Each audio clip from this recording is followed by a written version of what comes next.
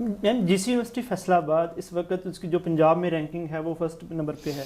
तो रैंकिंग को जो है अपग्रेड करने के लिए कौन से जो इंडिकेटर्स होते हैं वो अपना रोल प्ले करते हैं? देखिए, रैंकिंग के लिए जो बात आप कहें तो वो ये है कि ये क्यूएस वर्ल्ड रैंकिंग है, टाइम्स वालों की है, कुछ और इदारों की है, तो उन्होंने एक अपने पर्टिकुलर इंडिकेटर्स डेवलप किए हुए हैं।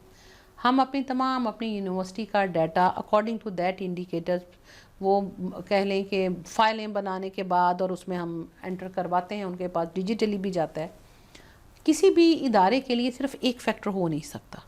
उसके लिए सबसे पहले इंफ्रास्ट्रक्चर है, फिर उसके बाद उसके पास नंबर ऑफ़ फैकल्टी मेंबर्स हैं, नंबर ऑफ़ हमारे पास डिपार्टमेंट्स कितने हैं, फिर हमारे पास लाइब्रेरी की फ़ैसिलिटीज़ कितनी हैं, हमारे पास लैब्स की फ़ैसिलिटीज़ कितनी हैं, और जितना स्टाफ आपने वहाँ लिया है उसके तहत अगर हम देखें तो उसकी एक रेशो देखी जाती है, students mean student teacher ratio, ताकि क्लास का एक जो आइडियल लेवल है वो 1 to 20 का हमारा काउंट किया जाता है।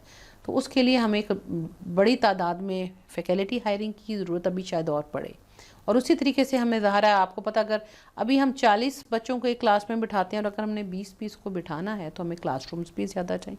ये तमाम इंडिकेटर्स हैं जो रैंकिंग में काउंट होते हैं। लेकिन रिसेंटली हमने अपने ये पिछले 2-3 सालों में जहाँ जहाँ भी रैंकिंग में अच्छी पोजीशन ली है, उसमें हमारा सबसे बड़ा जो फैक्टर रहा है जिसकी वजह से हमारी ये पोजीशन ज़्यादा सिक्योर हुई है, वो है नंबर ऑफ़ साइटेशंस। ये number of citations actually base होती हैं किसी भी इदारे का क्वालिटी ऑफ रिसर्च को इंडिकेट करते हुए। एक तो ये है कि वो उस इदारे के जितने रिसर्चर्स हैं वो रिसर्च कितनी कर रहे हैं, पेपर्स कितने इंटरनेशनल जर्नल्स में या बुक्स में आपने मुख्तलिफ छपवा कितने रहे हैं। और साइटेशन फिर इस चीज़ का रैंक होता है कि इंटरनेशनली बहुत सारे और जगहों पे जितने लोग पेपर छाप रहे हैं, बना रहे हैं, वो उनको साइट करते हैं।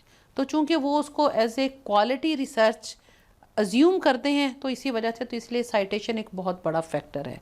और इस वक्त माशाल्लाह से मैं आप कहूँ तो मेरी अपनी इस यूनिवर्सिटी के बहुत अच्छे अच्छे रिसर्चर्स मौजूद हैं जिनको इंटरनेशनली रिकॉग्नाइज़ किया जा चुका है और उनका नंबर मौजूद है।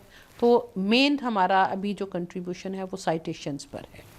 अभी कुछ एरिया जो हमारे अभी वीक हैं उसके लिए भी पिछले साल से हमने कोशिश करना शुरू की है। हमारा इस वक्त रिकॉग्निशन में जो एक वीकर एरिया आया वो आया हमारे पास इंटरनेशनल फैकल्टी मेंबर्स नहीं थे। एक इसमें क्राइटेरिया है इंटरनेशनल स्टूडेंट्स का, जो हम शायद टेररिज्म और इन कुछ सिचुएशंस की वजह से, कुछ सिक्योरिटी रिस्क की वजह से हम अभी वो नहीं कर सकते। लेकिन जो इंटरनेशनल फैकल्टी वाला है उसको हमने कवर करने की कोशिश की है। मुख्तलिफ़ जगहों से हमने लोगों को CV ली, उनको अट्रैक्ट किया यहाँ पे, तो वो एज ए अब एडजंक्ट फैकल्टी हमारे पास यूनिवर्सिटी में more than 30 faculty members internationally मौजूद हैं, जो हमारी बोर्ड ऑफ़ स्टडीज़ के मेंबर्स भी होते हैं। हम उनके साथ MOU साइन करते हैं, हमारे साथ प्रोजेक्ट्स में होते हैं। तो वो वाला जो फैक्टर एक हमारा वीक था उसको हमने ओवरकम करने की कोशिश की है। तो इंशाल्लाह नेक्स्ट टाइम आई होप कि हमारी पोजीशन शायद इससे भी बेहतर आए।